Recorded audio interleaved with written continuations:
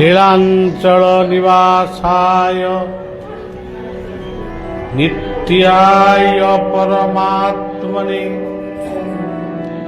बलभद्र सुभद्राभ्यां जगन्नाथाय ते नमः। ओम राधा कृष्णभ्यां नमः। ओम राधा कृष्णभ्यां नमः। ओम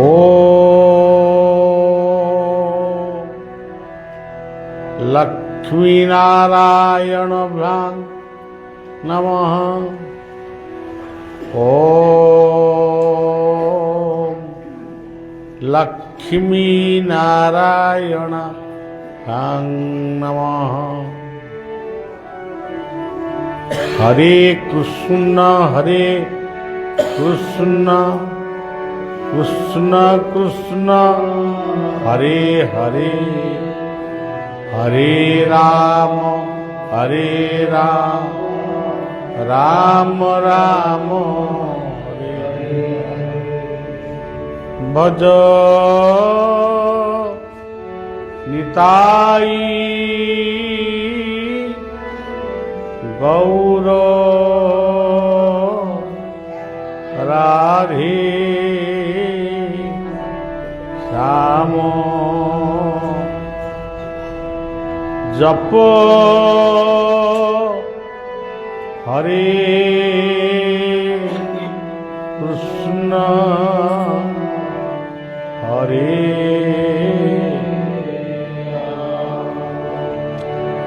जय शिशु अनंत राजा राम।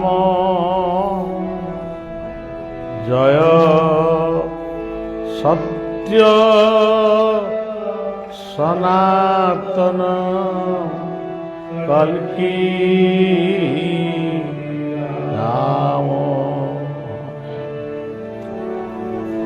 जय गुरु जय गुरु जय गुरु जय जय जय गुरु जय गुरु जय गुरु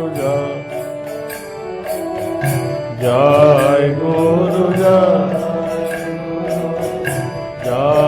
गुरु जय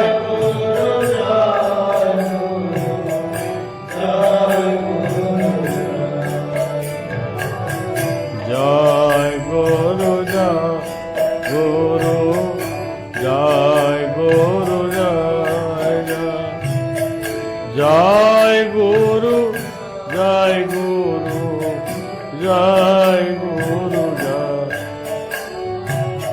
जय गुरु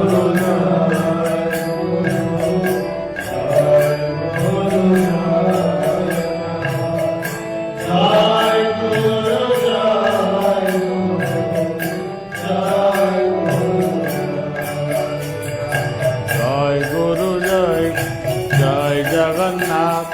जय गुरु जय वैकुंठनाथ। जय गुरु जय जगन्नाथ। जय गुरु जय वैकुंठनाथ। जय गुरु जय जगन्नाथ।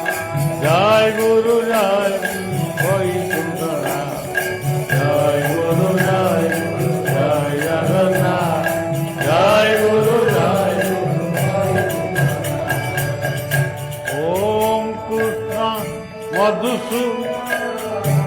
मधुसूदेव जन।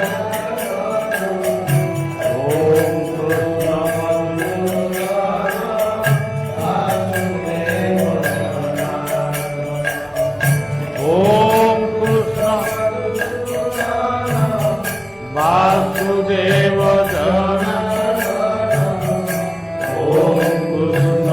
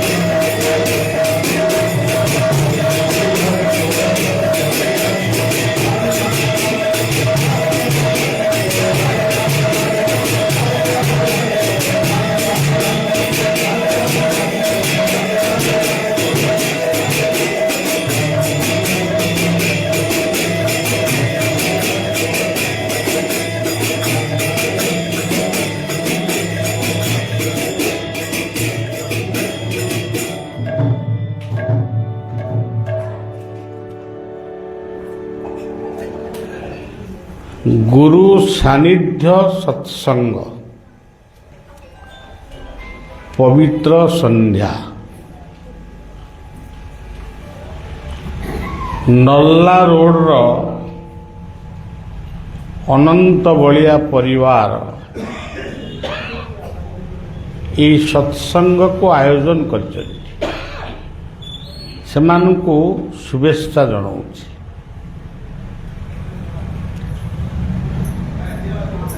ଏହି ପବିତ୍ର ନଲ୍ଲାରେ ପ୍ରଥମ ଯେତେବେଳେ ଆମେ ଆସିଥିଲୁ ଗୋଟେ ଗଣତନ୍ତ୍ର ସଚେତନ ଯାତ୍ରା, ଏହି ଯାତ୍ରାକୁ ଆମେ ଭବାନୀପାଟଣା କୁ ଆସିଥିଲୁ। ସେତେବେଳେ ଏଠି ଜଣେ ବ୍ୟକ୍ତି ହିଁ ଥିଲେ ଚିନ୍ତାମଣି ସାହୁ। ବର୍ତ୍ତମାନ ମଧ୍ୟ ସେ ଅଛନ୍ତି। ତାଙ୍କରି ନିମନ୍ତ୍ରଣରେ ବା ତାଙ୍କରି ଦାୟିତ୍ୱରେ ଏହି ନଲ୍ଲାକୁ ଆସିଥିଲେ। ତାଙ୍କ ସହିତ ତାଙ୍କର ବଡ଼ ଭାଇ ବୈକୁଣ୍ଠ ସାହୁ ସଂଯୋଗ ହେଲେ ଏବଂ ତା ପରବର୍ତ୍ତୀ ସମୟରେ ପୁତ୍ର ବିକ୍ରମ କୁମାର ସାହୁ ସଂଯୋଗ ହେଲେ।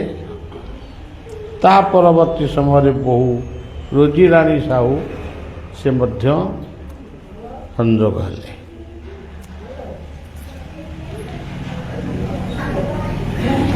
ତାର କିଛି ଦିନ ପରେ ଏହି ନଲ୍ଲା ରୋଡ଼ରେ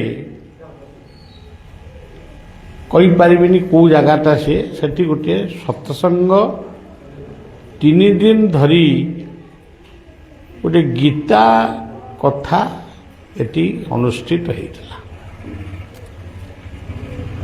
ସେଇ ଗୀତା କଥା ସମୟରେ କିଛି ବ୍ୟକ୍ତି ନୁହେଁ, ଜଣେ 2 ଜଣ ବ୍ୟକ୍ତି ସ୍ୱତଃସ୍ଫୂର୍ତ୍ତ ଭାବରେ ମନ୍ତ୍ର ଗ୍ରହଣ କରିଥିଲେ। ସେ ଏଇଠି ମଧ୍ୟ ବସିଛନ୍ତି, ବୟୋଜ୍ୟେଷ୍ଠ ଲୋକ, ଏବଂ ସେ ଆଶ୍ରମ ପର୍ଯ୍ୟନ୍ତ ମଧ୍ୟ ଯାଇଛନ୍ତି। ଧୀରେ ଧୀରେ ପ୍ରତ୍ୟେକ ବର୍ଷ ନହେଲେ ବି ଆମେ ନଲ୍ଲା ରୋଡ଼କୁ ଆସୁ। ଏଠି ବିକ୍ରମ ତାର ବାପା ଦାଦା ଆଉ ସହଯୋଗୀ ମାନଙ୍କୁ ନେଇ ଏଠି ଗୋଟେ ଛୋଟ ବଡ଼ କାର୍ଯ୍ୟକ୍ରମ ପ୍ରାୟ ଚାଲିଥାଏ। ଲୋକେ ଭଲ ବୁଝନ୍ତି କିମ୍ବା କେହି ଭେଲ ବୁଝନ୍ତି ସେଇଟା ଅଲଗା କଥା, କିନ୍ତୁ ଆମେ ଭବାନୀପାଟଣା ଆସିଲେ ନିଶ୍ଚିତ ଭାବରେ ନର୍ଲା ରୋଡ଼କୁ ଆମେ ଆସୁ। ସେଇ ପବିତ୍ର ନର୍ଲା ରୋଡ଼ରେ ଆଜି ଆମେ ପହଞ୍ଚିଛୁ। ମା ଭବାନୀପାଟଣାର ମା ସେ ମାତୃମୂର୍ତ୍ତି ହଁ ଠିକ ମାଣିକେଶ୍ୱରୀ ରାଜାଙ୍କର ଅଧିଷ୍ଠାତ୍ରୀ ଦେବୀ ଏବଂ ପବିତ୍ର କଳାହାଣ୍ଡିର ସେ ହେଉଛନ୍ତି, ଯଦିଓ କଳାହାଣ୍ଡିର ସେ ମନ୍ଦିର କିନ୍ତୁ ସମଗ୍ର ଓଡ଼ିଶାର ସେ ହେଉଛନ୍ତି ପ୍ରତିଷ୍ଠିତ ଦେବୀ ମାଣିକେଶ୍ୱରୀ। ସେହି ମାଣିକେଶ୍ୱରୀଙ୍କର ଦର୍ଶନ କଳାହାଣ୍ଡିରେ ଜଗନ୍ନାଥଙ୍କର ମନ୍ଦିର ରହିଛି, ରାଧାକୃଷ୍ଣଙ୍କର ମନ୍ଦିର ରହିଛି। ଏଠି ବି ଗୋଟିଏ ମନ୍ଦିର ଥିଲା, ଯେତେବେଳେ ଆମେ ପ୍ରଥମେ ଆସିଥିଲୁ ସେ ମନ୍ଦିରରେ ରାଧାକୃଷ୍ଣଙ୍କର ମୂର୍ତ୍ତି ନଥିଲା। ଏବେ ଆସିବେଣି କି କ'ଣ ମୁଁ କହିକିରି ଯାଇଥିଲି, ଆବଶ୍ୟକ ପଡ଼ିଲେ ଆମକୁ ଜଣେଇବ, ଆମେ ରାଧାକୃଷ୍ଣଙ୍କୁ ଏଠି ପ୍ରତିଷ୍ଠା କରିବା। ତେବେ ସଜ୍ଜନ, ପୂର୍ବବର୍ଷ ଯେତେବେଳେ ଆସିଥିଲି ଏଠି ଗୋଟିଏ ସାମ୍ବାଦିକ ସମ୍ମେଳନ କରିଥିଲି। ସମଗ୍ର ଓଡ଼ିଶାବାସୀଙ୍କୁ ଆମର ଆଗମନର କାରଣ ବିଷୟରେ ଜଣେଇଥିଲି, ସେମାନେ ମଧ୍ୟ ତାକୁ ଗ୍ରହଣ କରିଥିଲେ ଏବଂ ପତ୍ରପତ୍ରିକାରେ ମଧ୍ୟ ବାହାରିଥିଲା। ଜଣେ ସାମ୍ବାଦିକ ପୁଅ ସେଠି ମନ୍ତ୍ର ଗ୍ରହଣ କରିଥିଲେ। ଏ ବର୍ଷ ଆମର ମାଣିକେଶ୍ୱରୀଙ୍କ ନିକଟରେ ବା ଭବାନୀପାଟଣାରେ 3 ଦିନିଆ ଗୋଟିଏ ଭକ୍ତ ସମ୍ମେଳନ ଅନୁଷ୍ଠିତ ହେବ। ତାମାନେ ଓଡ଼ିଶାର ପଶ୍ଚିମାଞ୍ଚଳର ଯେଉଁ ଯେଉଁ ସ୍ଥାନ ଗୁଡ଼ିକ ରହିଛି, ବଲାଙ୍ଗୀର, ସୋନପୁର, ସମ୍ବଲପୁର, ବଡ଼ଗଡ଼, ବଡ଼ପାଲି, ବୁର୍ଲା, ପାଟନାଗଡ଼, ଏଇଭଳି ଯେଉଁ ଯେଉଁ ସ୍ଥାନ ସବୁ, ଟିଟିଲାଗଡ଼, ଏଇସବୁ ସ୍ଥାନ ମାନଙ୍କରେ କେଉଁଠି କେମିତି କିଏ ଭକ୍ତମାନେ ଅଛନ୍ତି, ସେମାନଙ୍କୁ ଭବାନୀପାଟଣାର ଅନନ୍ତ ବଳିଆ ପରିବାର ସେମାନଙ୍କୁ ନିମନ୍ତ୍ରଣ ଜଣାଇଛି। ଗୋଟେ 3 ଦିନିଆ କାର୍ଯ୍ୟକ୍ରମ ସେଠି ମାନବବାଦ ଉପରେ ଅନୁଷ୍ଠିତ ହେବ। ପ୍ରଭାତରେ ଆମର ଯେ ଗୋପାଳ ଭାଇ ଏଠି ଅଛନ୍ତି, ଗୋପାଳ ଦାସ, ସେ ଯୋଗ, ଧ୍ୟାନ, ପ୍ରାଣାୟାମ ସମ୍ପର୍କରେ 1 ଘଣ୍ଟା କି 2 ଘଣ୍ଟା ସେ ତାଙ୍କର ସମ୍ଭାଷଣ ରଖିବେ, ଶିକ୍ଷା ମଧ୍ୟ ଦେବେ ଏବଂ 10ଟାରୁ 12ଟା ପର୍ଯ୍ୟନ୍ତ ବଳିଆ ମଧ୍ୟ ଲୋକମାନଙ୍କ ସହିତ ଟିକେ ମିଶିବ। ତେବେ ସଜ୍ଜନ, ଇଏ ହେଉଛି ଆମର ଗୋଟେ କଥା, କିନ୍ତୁ ଇଏ କଥା ଭିତରୁ କଥା, ଏଇ କଥାକୁ କହିବା ପାଇଁ ଆମେ ଏଠି ବସିନେ। ଲୋକେ କହନ୍ତି କଥାବାର୍ତ୍ତା,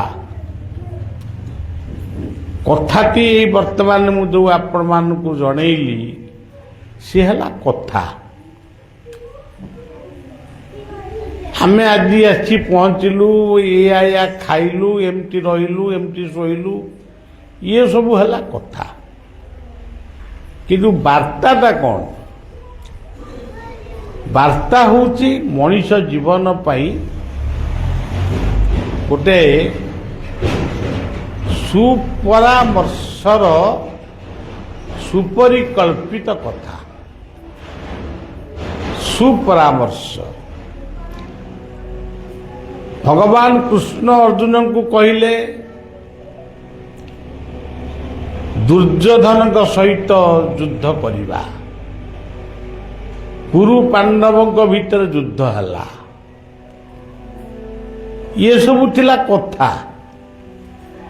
କୌରବମାନଙ୍କ ପକ୍ଷରେ ଏଇମାନେ ରହିବେ, ପାଣ୍ଡବମାନଙ୍କ ପକ୍ଷରେ ଏଇମାନେ ରହିବେ। ଯୁଦ୍ଧଟା ଏଇ ଭାବରେ ହବ, ଇଏ ହେଉଛି କଥା। କିନ୍ତୁ ବାର୍ତ୍ତା କ'ଣ ଥିଲା? ଅର୍ଜୁନଙ୍କୁ ଯେତେବେଳେ ଭଗବାନ କୃଷ୍ଣ ଗୀତା କହିଲେ, ଗୀତାର ବାଣୀ ଗୁଡ଼ିକ ହେଇଗଲା ସମଗ୍ର ଜଗତ ପାଇଁ ଗୋଟେ ବାର୍ତ୍ତା।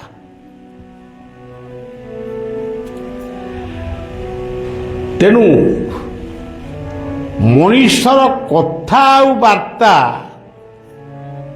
ସେତିକି ବେଳେ ବନ୍ଦ ହୁଏ ଯେତେବେଳେ ମଣିଷ ଭିତରୁ ଧର୍ମଟି ପଳାଏ। ଆପଣ ଭାବୁଥିବେ ଧର୍ମ କହିଲେ ଆମେ ଯାହା ବୁଝୁ ବଳିଆ ସେୟା ବୁଝେନା। ମୁଁ ଅମୁକ ଗୁରୁଙ୍କର ଶିଷ୍ୟ, ତାମାନେ ମୁଁ ହିଁ ଏକମାତ୍ର ଧର୍ମ କ'ଣ ଜାଣିଛି। କିଏ କହିବ ମୁଁ ଶ୍ରୀମା ଅରବିନ୍ଦଙ୍କର ଡିଭୋଟି, ଶିଷ୍ୟ କହୁନାହାନ୍ତି, ଡିଭୋଟି। କିଏ କହିବ ମୁଁ ସାଇରାମଙ୍କ ଡିଭୋଟି, କିଏ କହିବ ଶିବାନନ୍ଦ ଚିଦାନନ୍ଦଙ୍କ ଡିଭୋଟି, ଆଉ କିଏ କହିବ ମୁଁ ଶ୍ରୀ ଶ୍ରୀ ଠାକୁର ଅନୁକୂଳ ଚନ୍ଦ୍ରଙ୍କର ଡିଭୋଟି, କିଏ କହିବେ ମୁଁ ଶ୍ରୀ ଶ୍ରୀ ଠାକୁର ନିଗମାନନ୍ଦଙ୍କ ଡିଭୋଟି, ଆମ ପିଲାମାନେ କହିବେ ଆମେ ବଳିଆ ବାବାଙ୍କ ଡିଭୋଟି। ଏଇଗୁଡ଼ିକ ଧର୍ମ ନୁହେଁ, ଏଗୁଡ଼ିକ ହେଉଛି ସମ୍ପ୍ରଦାୟ। ଗୋଟେ ଅଞ୍ଚଳରେ ବିଭିନ୍ନ ସ୍କୁଲ କଲେଜ ଅଛି। କିଏ କେଉଁ ସ୍କୁଲରେ ପାଠ ପଢ଼ିବ ସିଏ ନିର୍ବାଚନ କରିବ, ମୁଁ ଏଇ ସ୍କୁଲରେ ମୋ ପୁଅକୁ ପାଠ ପଢ଼େ କି ଝିଅକୁ ପାଠ ପଢ଼େ। କିନ୍ତୁ ପାଠ ସ୍ୱତନ୍ତ୍ର, ପାଠ କିନ୍ତୁ ସ୍ୱତନ୍ତ୍ର। କିନ୍ତୁ ବିଦ୍ୟାଳୟ ଗୁଡ଼ିକ ଅନେକ ପ୍ରକାରର ଅଛି। ଯେଉଁମାନେ କୁହନ୍ତି ମୋ ଧର୍ମ ବଡ଼, ମୋ ଗୁରୁ ବଡ଼,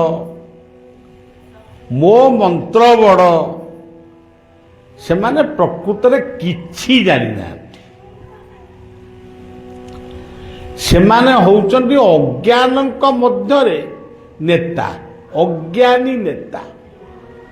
ସେମାନେ କିଛି ଜାଣିନାହାନ୍ତି, କିଛି ଜାଣିନାହାନ୍ତି କିମ୍ବା ଅନୁଭବ କରିନାହାନ୍ତି, ଶିଖିବାକୁ ଚେଷ୍ଟା କରିନାହାନ୍ତି କି ଶିଖିନାହାନ୍ତି। ଶିଖିବା ପାଇଁ ତାଙ୍କର ମନ ବି ନାହିଁ। ଧରନ୍ତୁ ନଲ୍ଲା ରୋଡରେ ଆଜି ବଳିଆ ଆଇଛି, ବଳିଆକୁ ଯେଉଁମାନେ ଭଲ ପାଉଛନ୍ତି ସେମାନେ ଆଇଛନ୍ତି। ଯଦି ଜଣେ ଗୁରୁଙ୍କର ଶିଷ୍ୟ କିଏ ଥିବେ, ଧରନ୍ତୁ ବାବା କଲ୍ୟାଣ ବାବାଙ୍କର କିଏ ଶିଷ୍ୟ ଥିବେ, ଜଣେ ପ୍ରସିଦ୍ଧ ସନ୍ଥ ଓଡ଼ିଶାର କଲ୍ୟାଣ ବାବା, କି ଜଣେ ଆଉ ଜଣେ କାହାର ଭକ୍ତ ଥିବେ, ତାଙ୍କୁ ଯଦି କହିବ ବାବା ବଳିଆ ଆଇଛନ୍ତି ଚାଲୁନା ଟିକେ ବିକ୍ରମ ବାବୁଙ୍କ ଘରେ ମୋର ଚାଲିଛି ସତ୍ସଙ୍ଗ, ନାଇଁ ଆମେ ତ ସେ ମନ୍ତ୍ରରେ ଦୀକ୍ଷିତ ନୁହେଁ, ଆମେ ତ ସେ ତ ଆମ ଗୁରୁ ନୁହନ୍ତି, ଆମେ କାହିଁକି ଏଠିକି ଯିବୁ? ତାମାନେ ସେ କିଛି ଜାଣିନାହାନ୍ତି, ସେମାନେ କିଛି ଜାଣିନାହାନ୍ତି। ସିଏ କଲ୍ୟାଣ ବାବାଙ୍କୁ ବି ଚିହ୍ନି ନାହାନ୍ତି। ଆମେ ବରଂ କଲ୍ୟାଣ ବାବାଙ୍କୁ ଚିହ୍ନିଛୁ। ଗୋଟେ କଥାକୁ କହୁଛି, ଶ୍ରୀମା ଅରବିନ୍ଦ ସତ୍ୟ ସାଇ ଶ୍ରୀ ଶ୍ରୀ ଠାକୁର ନିଗମାନନ୍ଦ ଅନୁକୂଳ ଓଙ୍କାର ନାଥ ସମସ୍ତଙ୍କ ଆଶ୍ରମକୁ ଇଏ ସେବକ ଯାଇଛି। ଠାକୁର ଅନୁକୂଳ ଚନ୍ଦ୍ରଙ୍କ ଆଶ୍ରମକୁ ଯାଇଛି, ବର୍ତ୍ତମାନର ଯେ ଆଚାର୍ଯ୍ୟ ସିଏ ଆଲିଙ୍ଗନ କରିଛନ୍ତି। ଆମ ଭିତରେ ସମ୍ଭାଷଣ ମଧ୍ୟ ଖୁବ ସୁନ୍ଦର ଥିଲା। କିନ୍ତୁ ସଜ୍ଜନ ଏଇ ଯୋଉ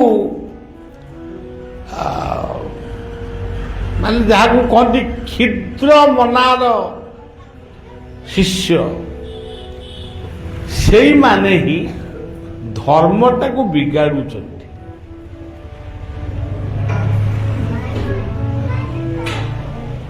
ଜଣେ କହୁଛନ୍ତି ମୁଁ କୋରାନ ପଢୁଛି, ପବିତ୍ର କୁରଆନରେ ମୁଁ ପଢୁଛି। କୁରଆନରେ କ'ଣ ଲେଖା ଅଛି ହାଣ ମାର କାଟ, ଏ କଥା ଲେଖା ଅଛି? ମହମ୍ମଦ ମଧ୍ୟ ଆସିଥିଲେ ଗୋଟେ ଶାନ୍ତିର ବାର୍ତ୍ତା ଦେଇ ଯାଇଥିଲେ।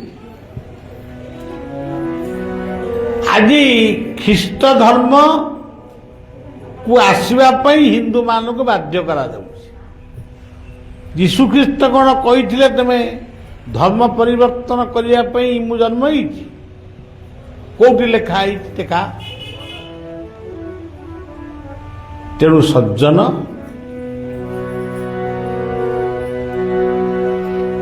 ଯାମନ ଯେପରି ତା ମନ ସେ ରଖି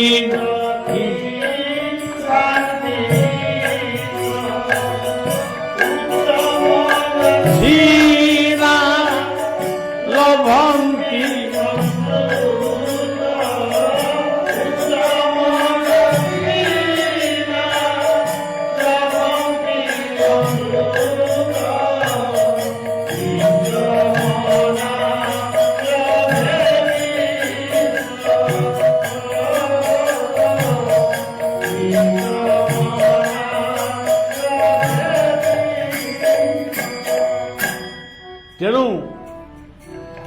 ତେଣୁ ଗୀତାରେ ଗୋଟିଏ କଥା ମୂଳରୁ କହିଲେ, ସାଂଖ୍ୟ ଯୋଗରେ ପୁଣି କହିଲେ, ଯେତେବେଳେ ଅର୍ଜୁନ ଧନୁକୁ ଛାଡ଼ି ଦେଇ ମୁଣ୍ଡରେ ହାତ ମାରି ବସିଲେ, କୃଷ୍ଣ ପଚାରିଲେ ତମେ ଯୁଦ୍ଧ କରିବାକୁ ଆଇଥିଲ ନା ମୁଣ୍ଡ ଚିପିବା ପାଇଁ ଆଇଥିଲ?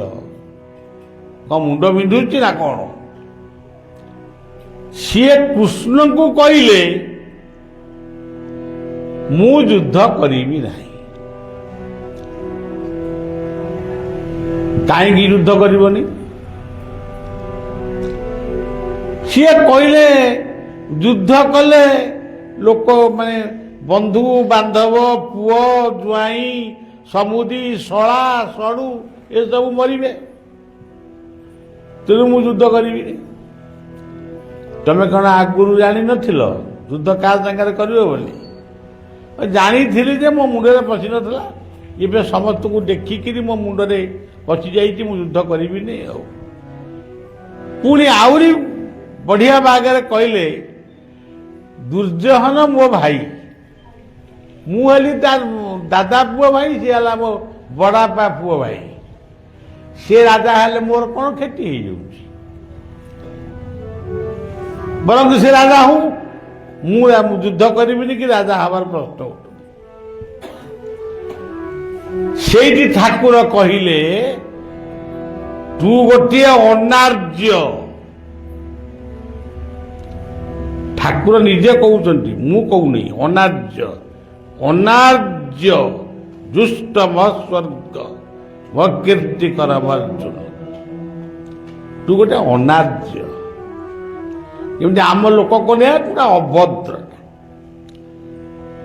ସେମିତି ସିଏ କହିଲେ ତୁ ଗୋଟେ ଅନାର୍ଯ୍ୟ। ତୁ ଆର୍ଯ୍ୟ ଘରେ ଜନ୍ମ ହେଇ ତୁ ଅନାର୍ଯ୍ୟଙ୍କ ଭଳି କଥା କ'ଣ କହୁଛୁ? ଶୁଣୁ, ସେଇଠି ସେ କହିଲେ କ୍ଷୁଦ୍ରଂ ହୃଦୟ ଦ୍ରୌବଲ୍ୟଂ ତ୍ୟକ୍ତ ତିଷ୍ଠ ପରନ୍ତପ। ଅର୍ଜୁନ, ମୁଣ୍ଡରେ ଯୋଉ ଛୋଟ ବୁଦ୍ଧି ରହିଛି, କ୍ଷୁଦ୍ର ବୁଦ୍ଧି ରହିଛି, ତାକୁ ତ୍ୟାଗ କରି ଯୁଦ୍ଧ କରିବା ପାଇଁ ଧନୁଧର। ତାପରେ କହିଲେ ତୁ ଗୋଟେ କ୍ଳୈବ୍ୟ ମାସ୍ମ ଗମ ପାର୍ଥ ନୈତତ ଯୁବପଦ୍ୟତେ। ତା ପୂର୍ବରୁ କହିଲେ କ୍ଳୈବ ମାନେ ପୁରୁଷ ନୁହେଁ କି ନାରୀ ନୁହଁ, ତୁ ଗୋଟେ କ୍ଳୈବ୍ୟ। କ୍ଳୈବ୍ୟ କାହାକୁ କହନ୍ତି? ମୁହଁରେ ମଧୁରିଆ କଥା କୁହନ୍ତି, ଅନ୍ତରରେ କର୍କଶିଆ କଥା କଥାଏ। ମୁହଁରେ କହନ୍ତି ତୁ ବହୁତ ଭଲ ଲୋକ, ପେଟରେ କହନ୍ତି ସୁଦୁ ବାଜ୍ୟ ଲୋକ। କହନ୍ତି ଗୋଟିଏ ପ୍ରକାରର।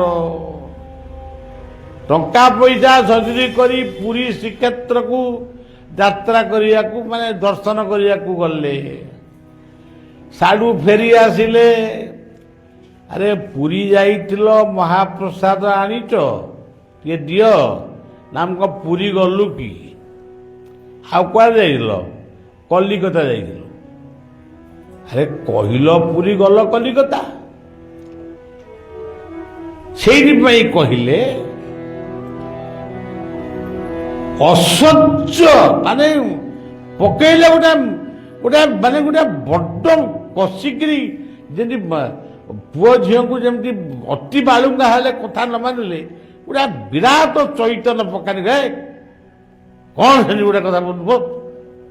ସେମିତି ଠାକୁର ମଧ୍ୟ କହିଛନ୍ତି ଅସତ୍ୟ ନାନ ଶୋଚଶ୍ଚଂ ପ୍ରଜ୍ଞାବାଦସ୍ସ ଭାସ ଗତାସୁରା।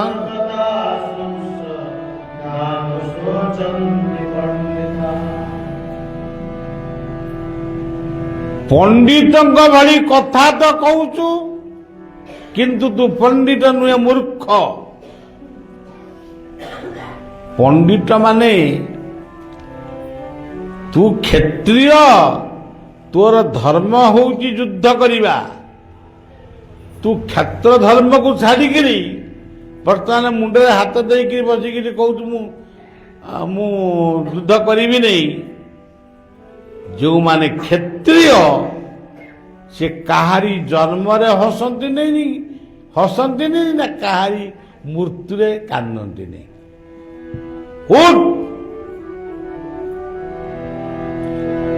ଧନୁଧର, ଯୁଦ୍ଧ କର। ଯେଉଁମାନଙ୍କ ସହିତ ତୁ ଯୁଦ୍ଧ କରିବୁ ସେ 100 ବର୍ଷ ପୂର୍ବରୁ ନଥିଲେ, ଆଉ 100 ବର୍ଷ ପରେ ବି ନଥିବେ। ତୁ ଯାହାକୁ କହିବୁ ମରୁଛି, ସେ ମରେ ନା, ଦେହର ପରିବର୍ତ୍ତନ ହୁଏ, ସେ ମରେ ନା। କିଏ ମରେ ନା? ଆତ୍ମା। ଆତ୍ମା କାହାକୁ ମାରେ ନା ମରେ ନା। ଦେହ ମରେ ଆଉ ମାରେ। ତେଣୁ ଉଠିଷ୍ଠତ ଜାଗ୍ରତ ପ୍ରାପ୍ୟଂ ବରାଂ ନିବଦ୍ଧତ।